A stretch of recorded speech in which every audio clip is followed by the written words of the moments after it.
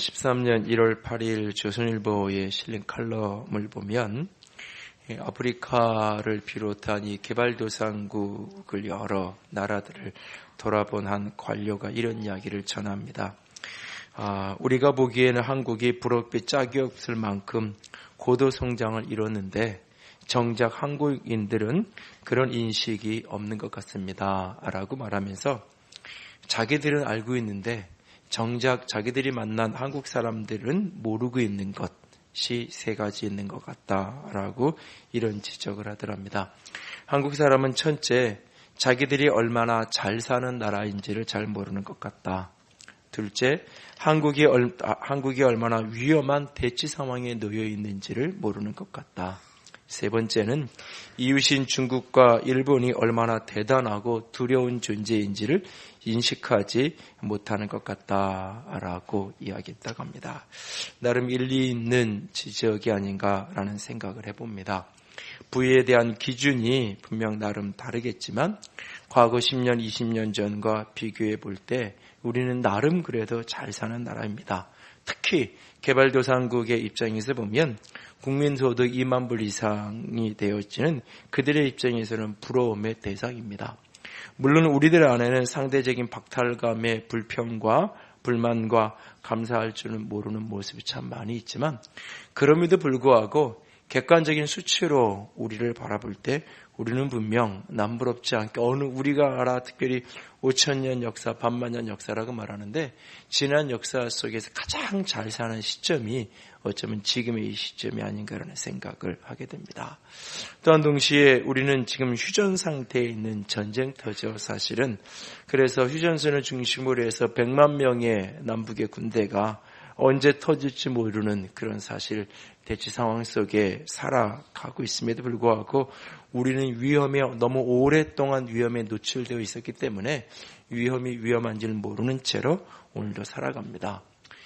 또한 우리를 둘러싸고 있는 여러 나라, 특별히 중국과 일본이 얼마나 강한 나라인지 이미 이 G8을 넘어서서 G2가 되어서 미국을 뛰어넘는 앞으로 10년, 20년이 지나면 이제는 더 이상 영어보다는 아이들에게 중국어를 더 먼저 가르쳐야 된다라고 이야기할 만큼 세계의 가장 강한 나라가 이미 되어져 있고 일본도 역시 우리는 여러 가지 역사적 배경 때문에 우습게 여기고 하찮게 여기지만 10년이 넘는 저성장의 늪에서도 여전히 굳건하게 세계 경제에 영향력을 행사하고 있는 지난 한 2주 동안 엔화가 강세를 이루는 것 때문에 한국 경제 전체가 휘청거리고 있고 이 문제가 앞으로 제대로 대처되지 않으면 앞으로 우리나라가 앞으로 향후 5년 내지 10년 동안 심각한 경제적인 위기를 만날 수밖에 없다는 진단이 여기저기서 흘러나오는 환경 속에 우리가 있죠. 그럼에도 우리는 별로 우습게 여기고 하찮게 여기는 그런 모습이 우리 속에 있습니다.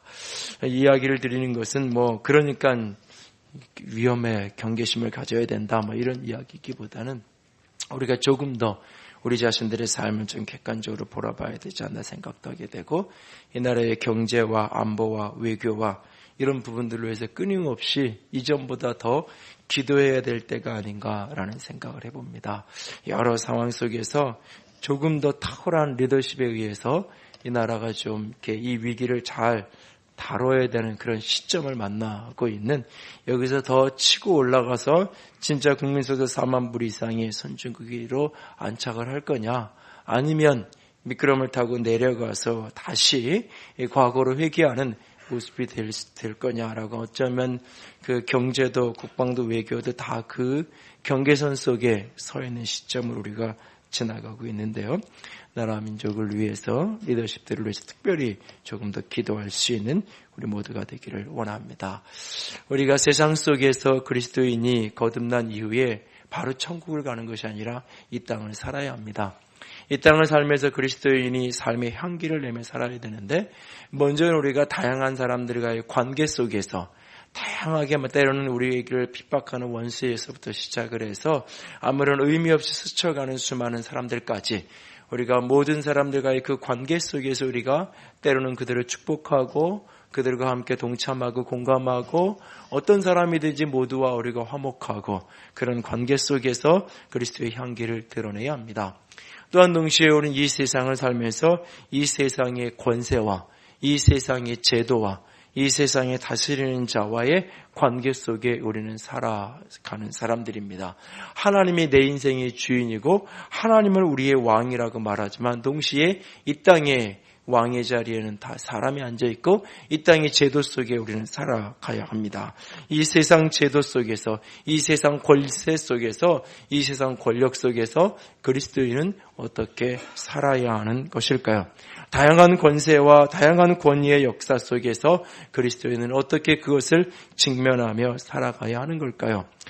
물론 우리 사회, 우리 정도 사회에서는 그래도 크게 심각하게 그래도 고민이 되지만 고민이 그렇게 아주 심각할 정도는 아닌 문제이긴 합니다. 그러나 조금 더 억압적이고 조금 더 폭력적이고 조금 더 사악한 권세자들을 직면할 때에는 이 문제가 훨씬 더 심각한 문제로 대두되어질 수밖에 없을 것입니다.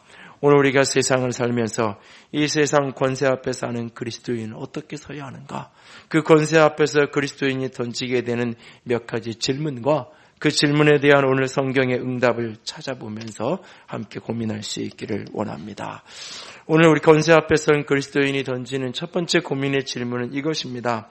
권세 앞에 거스를 것인가? 복종할 것인가? 이 세상의 권세에 대하여서 우리는 거스리고 거역하고 저항하며 살아갈 것인가? 세상 권세에 복종하며 살아갈 것인가? 이 세상의 제도에 대해서 우리는 그것에 순응하며 살아갈 것인가? 그 제도에 대해서 그것을 거스리며 살아갈 것인가 하는 질문을 우리는 받게 되어집니다. 오늘 본문은 이렇게 말합니다. 13장 1절과 2절 한 번 더 같이 읽을까요? 각 사람은 위에 있는 권세들에게 복종하라. 하나님으로부터 나지 않음이 없나니 모든 권세는 다 하나님께서 정하신 바라. 그러므로 권세를 거스르는 자는 하나님의 명을 거스림이니 거스르는 자는 심판을 자취하리라. 거스른다는 말은 거역한다는 이야기입니다. 복종한다는 말은 군대 용어로서 온전한 순종을 이야기하는 말씀입니다. 우리는 이 세상의 권세를 거스르며 살아갈 것인가 복종하며 살아갈 것인가라는 질문 앞에 오늘 말씀은 적극적으로 복종하며 살아야 한다라고 말합니다. 사실 이 말씀은 이 세상의 수많은 독재자들에 의해서 악용되어졌던 말씀입니다. 그래서 많은 사람들이 이 말씀을 긍정으로 받는 사람도 있지만 이 말씀을 읽는 것 자체를 부정으로 이해하는 분들도 간혹 우리는 만나게 되어집니다. 이 세상의 모든 권세가 하나님께로부터 나지 않음이 없나니 이 말씀은 분명 하나님의 말씀이고 이 말씀을 진리입니다. 이 세상의 모든 권세는 하나님이 정하신 것이고 그러므로 우리는 그 권세에 복종하는 자로 살아야 합니다. 심지어는 우리 예수님은 자신을 죽음으로 몰아갔던 빌라도의 권세조차도 위로부터 말미암았다라고 말씀하셨습니다. 요한복음 19장 10절 11절 같이 읽습니다.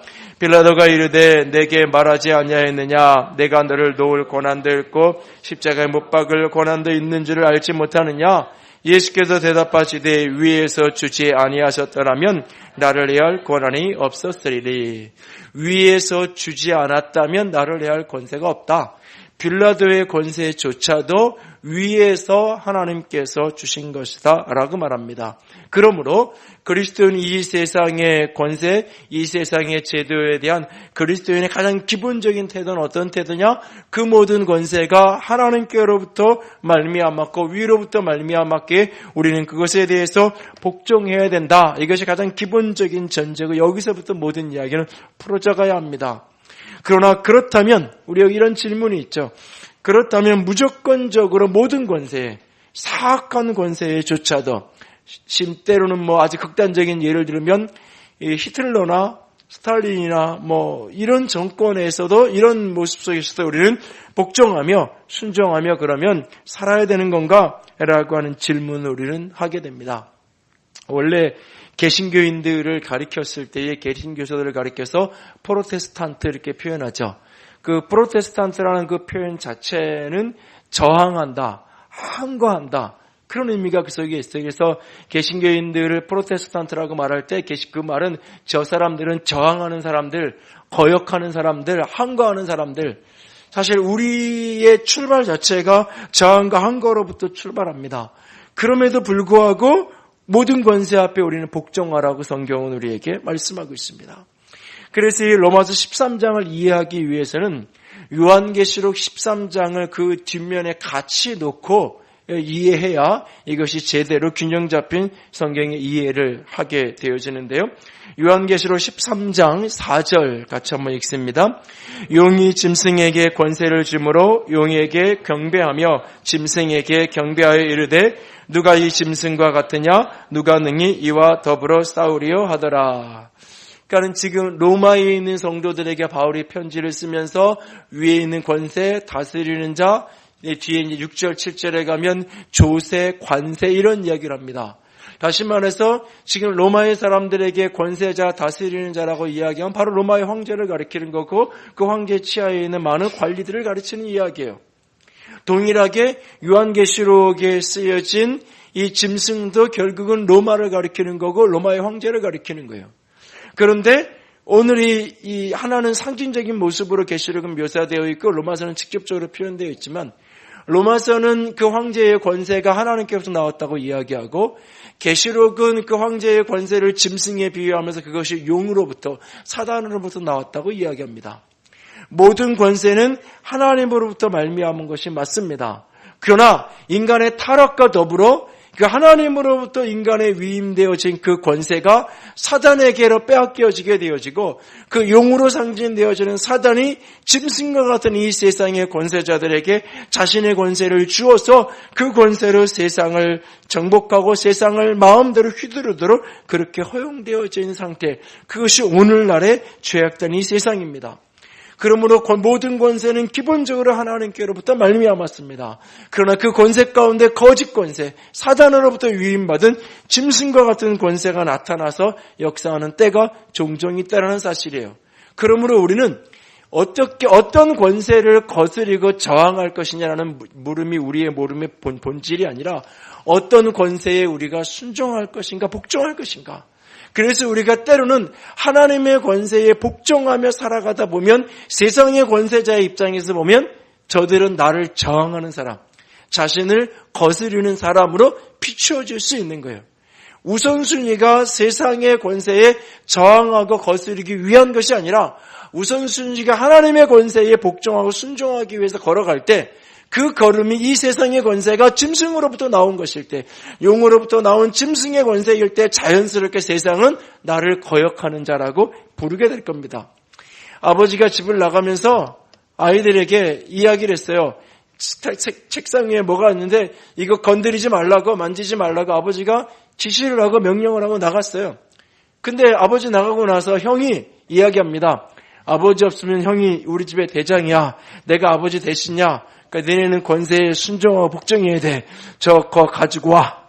저 책상 위에 있는 가지고 와. 내가 저거 봐야 되겠어. 그리고 맛있는 거면 내가 먹어야 되겠어. 여러분이 막내 동생이에요. 어떻게 해야 돼요? 위에 있는 권세에 순종해야 돼요. 형이 한 말이 틀린 말은 아니잖아요. 아버지가 없으면 큰형이 내가 아버지 대신이니까 너네들이 내 말을 들어야 돼. 그 말이 잘못된 말은 분명히 아니고 나름 일리 있는 이야기잖아요. 그런데 그 형이 지시하는 내용이 형 위에 있던 아버지의 명령하고 충돌되는 명령을 하는 거죠. 그러면 형의 이 명령은, 이 권세는 아버지로부터 나온 게 아니에요. 아버지로부터 나왔다고 흉내를 냈지만 그것은 사단으로부터 나오던 사악한 권세가 되는 거예요. 그래서 나는 아버지에게 순종하는 거예요. 그 막내가 아버지에게 복종하는 거예요. 아버지에게 순종하니라고 건드리지 않고 아버지에게 순종하니라고 그 물건을 만지지 않아요. 그럼 형이 보기에는 저게 내 말을 안 들어? 이렇게 되는 거죠. 그렇게 되는 거예요. 신사참배가 국가 의례니까는 다 해도 된다 이야기하던 때가 있었죠. 국가 의례로 그거는 우리가 국가 의례로서 누구나 다 해야 된다.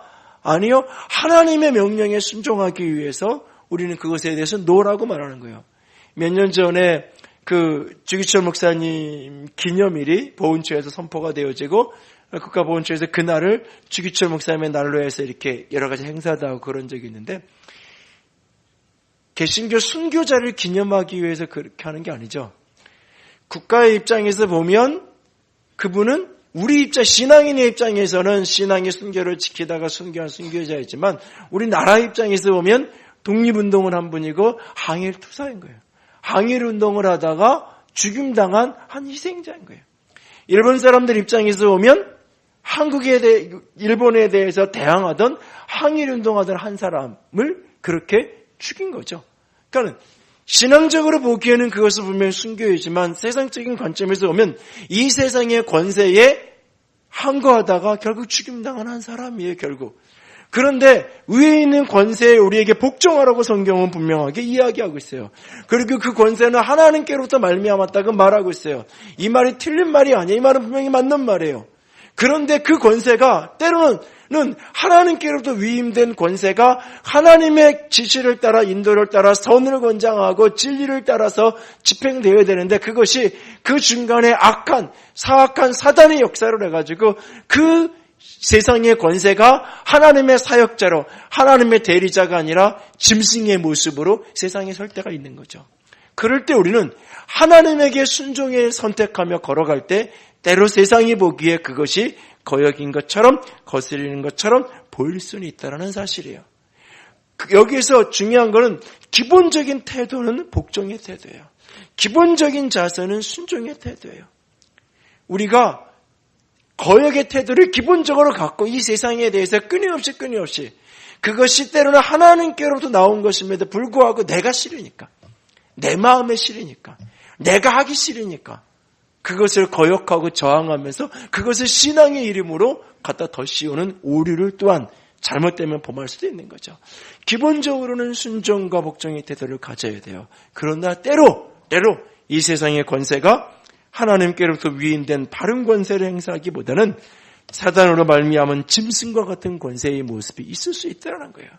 그럴 때 우리는 하나님께 복종을 선택해야 하고 그것이 세상이 보기에는 짐승이 보기에는 자신을 향한 거역일 수 있는 겁니다. 두 번째로 우리는 권세 앞에서 악행할 것인가 선행할 것인가라는 선택의 고민 속에 서 있습니다.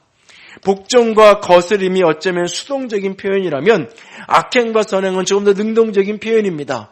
적극적으로 이 세상의 권세 앞에서 우리는 선을 행할 것인가 악을 행할 것인가라는 씨름 앞에 우리는 서 있습니다. 로마서 13장 3절과 4절을 한번 더 같이 읽습니다. 다스리는 자들은 선한 일에 대하여 두려움이 되지 않고 악한 일에 대하여 되나니 내가 권세를 두려워하지 아니하려나 선을 행하라. 그리하면 그에게 칭찬을 받으리라. 그가 하나님의 사역자가 되어 내게 선을 베푸는 자니라. 그러나 내가 악을 행하거든 두려워하라. 그는 공연히 칼을 가지지 아니하였으니 곧 하나님의 사역자가 되어 악을 행하는 자에게 진노하심을 따라 보응하는 자니라.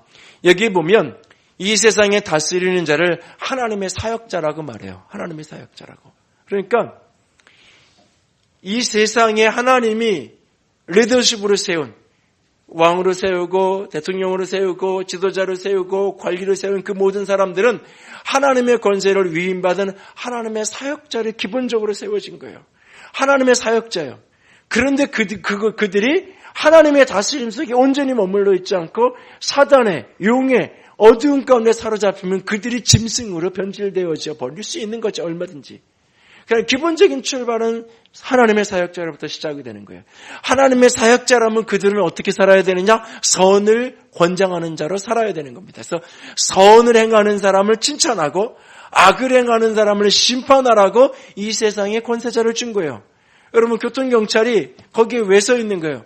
법규를 잘 지키는 사람 칭찬하고 아무런 제재를 가하지 않고 법규를 어기는 사람, 법규를 어겨서 다른 사람에게 해를 주고 피해를 주는 사람 잡아다가 딱지를 끊고 벌을 주도록 하기 위해서 거기에 서 있는 거잖아요.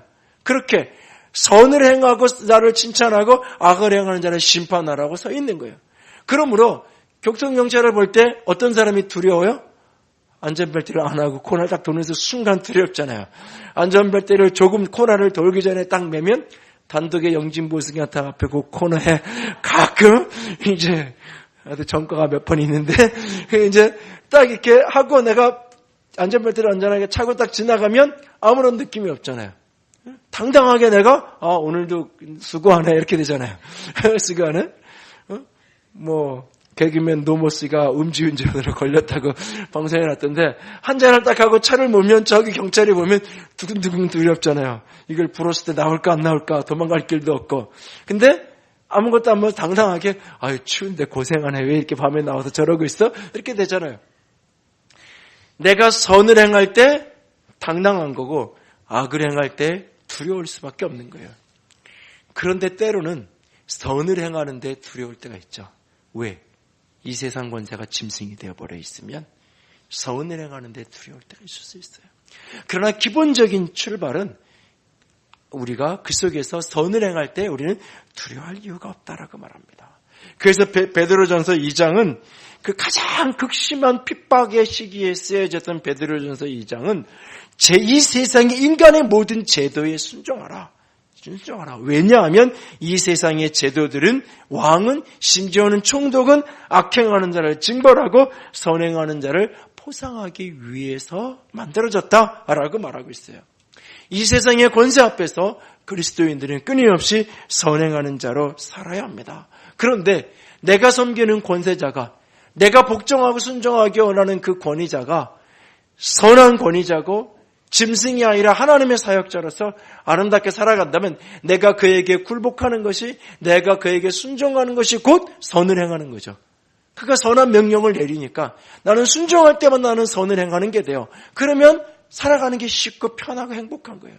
그런데 그가 악한 명령을 내리기도 하고 그가 악한 짓을 하는데 내가 그 옆에 서 있어야 할 때 참 괴롭고 고통이 되죠. 그때 그 악행에 동참하며 악의 앞제비가 될 것인가, 그런 자리에 있지만 그 속에서 내가 선을 행하는 자로 살아갈 것인가 라는 고민을 할 때가 있어요. 성경 속에, 구약 성경 속에 가장 사악하고 악한 왕 가운데 한 사람이 아합 왕이에요. 이세벨의 꼬임에 박혀서 뒤에 통제에 의해서 가장 악한 짓을 하던 사람이 이 사람이에요.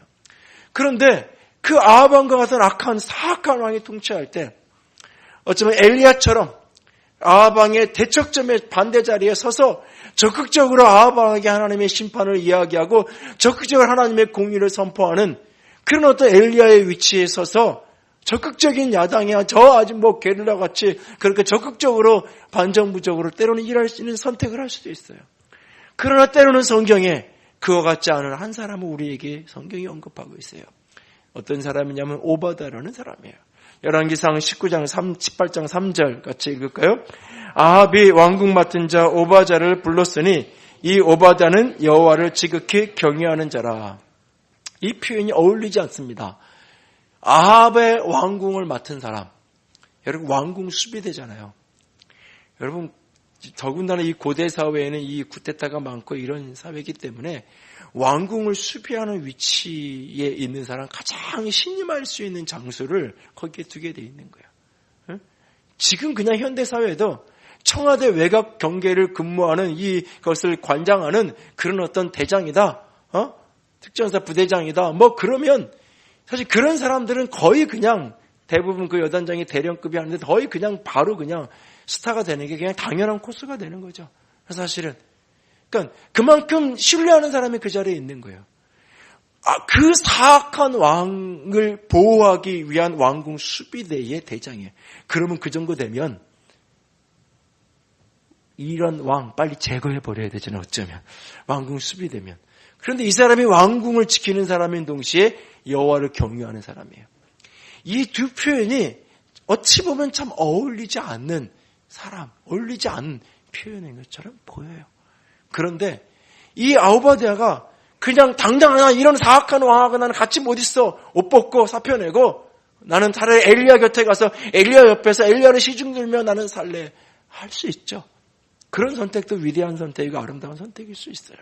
그러나 그는 괴롭고 고통스럽지만 그 자리에 머물러 있어요. 그 자리에 머물러 있었기 때문에 그가 그곳에서 행할 수 있는 선한 일이 있었어요. 이세벨에 의해서 아합 왕의 부인이었던 이세벨에 의해서 수많은 하나님의 선지자들이 학살되어지던 그날, 하나님의 선지자들이 수많이 삭찰되어지던 그날에 이 오바댜가 왕궁 수비대니까 미리 그 정보를 빼낼 수 있었을 거 아니에요. 그런 정보를 이용해서 100여 명의 하나님의 선지자들을 따로 빼돌립니다. 그래서 그들을 저 산 토굴 속에 그들을 보호해요. 그러면서 그들을 먹이고 그들을 안전하게 지켜요. 여러분 100명을 먹고 마시게끔 보호한다고 생각해요. 거기 얼마나 자금이 들어가야 돼요. 하루 이틀이 아니잖아요. 100명을 한 끼 식사를 사도 그게 쉬운 일이 아닌데 100명을 그렇게 토굴 속에 그냥 갖다만 해놓으면 알아서 하는 게 아니라 그 식량을 공급하고 보호하고 지켜야 돼요. 막대한 돈이 들어가야 되는 일이에요. 그가 보기 좋게 사표내고 보기 좋게 엘리야를 뒤따라 다녔다면 그 100여 명의 선지자들이 죽어가는 날 아무런 안타까움은 있었지만 소리는 지를 수 있는지 울부짖을 수 있을지는 몰라도 그들을 보호하기 위해서 아무 역할도 할 수 없었을 거예요. 어쩌면 그가 사악한 권세자 밑에 있었지만 그 속에서 그 사악한 권세의 앞잡이의 역할을 하는 것이 아니라 그 속에 있으면서 그 속에서 자기가 할 수 있는 그 속에서 내가 감당할 수 있는 그 선한 역할을 감당해 가고 있는 오바댜라는 모습을 우리는 성경에서 보게 됩니다. 우리는 세상 속에서 삶의 현장에서 때로는 내가 누구에게 순종할 것이냐, 복종할 것이냐, 거스릴 것이냐, 또 우리는 그 속에서 악행을 선택할 것이냐, 우리는 선행한 길 선택을 할 것이냐라는 우리는 고민 속에 선택을 해야 됩니다. 그리고 세 번째는 우리는 진노를 따를 것인가 양심을 따를 것인가 우리는 선택해야 됩니다. 진노를 따를 것인가 양심을 따를 것인가. 오늘 보면 5절을 보면 이렇게 말합니다. 그러므로 복종하지 아니할 수 없으니 진노 때문에 할 것이 아니라 양심을 따라 할 것이라고 말합니다. 이 말이 무슨 말입니까? 순종하는데 내가 권세 위에 있는 권세에 복종하는데 복종하지 않으면 벌 받을까 봐, 복종하지 않으면 매맞을까 봐 하지 말고 양심을 따라 그 권세와 상관없이 하나님이 주신 이 중심의 양심을 따르는 자가 되라라고 말합니다. 이 말을 좀 더 확대하면 이 세상의 사악한 권세에 대해 때로는 내가 그들 앞에 순종할 때 내가 두려워서 사악한 권세가 사악한 행동을 시킬 때에 내가 두려워서 살아야 되는 어떤 두려움 때문에 내가 악에 타협하는 자가 되지 말고 내가 양심을 따라 때로는 하나님께 더 위에 있는 하나님의 권세에 순종하는 자가 되어야 된다라고 말하고 있는 겁니다. 이 말은. 동시에 세상이 주는 달콤한 유혹에 타협하면서 악의 앞잡이로 살아가는 것이 아니라 내가 때로는 손해를 보고 해를 본다 할지라도 내가 내 중심의 양심을 따라 내가 선택하는 자가 되어야 한다는 것입니다. 내가 때로는 직장에서 일하면서 내가 뇌물을 거절하고 내가 할 때 사람들이 다 좋아하고 박수 쳐주는 것이 아니에요. 내가 정직하고 바르게 살아갈 때 참 우리 과장님이 정직해서 너무 좋다고 이야기하지 않아요. 사람들은 이야기해요. 왜? 너 때문에 나 불편하게 만드냐고. 나는 편하게 접대받고 나는 편하게 듣던 말에 네가 왜 뭔데 괜히 그래서 중간에서 안 된다고 이야기하고 그렇게 해서 나를 힘들게 하냐고. 오히려 그것이 존중이 아니라 해가 되고 오히려 화가 되어 돌아올 수도 있어요. 그것이 두려워서가 아니라 오직 양심을 따라 선택하는 자가 될 수 있기를 원합니다. 세상 권세 앞에 우리가 진정한 신앙의 양심을, 하나님을 향한 바른 양심을 지켜갈 수 있는 우리 모두가 될 수 있기를 원합니다. 이것은 분명 우상숭배인 것을 알면서도 두려우니까 이것이 국가 의료라고 변명거리를 만들고 빠져나갈 수 있는 핑계거리를 만들고 다 그렇게 순교하고 다 죽어가면 교회의 재산은 누가 지키고 교회는 누가 지키냐? 나라도 타협해서 교회를 지켜야 되는 거 아니냐라고 변명하고 타협할 것이 아니라 신앙의 양심을 온전하게 지켜가는 자가 되어야 합니다.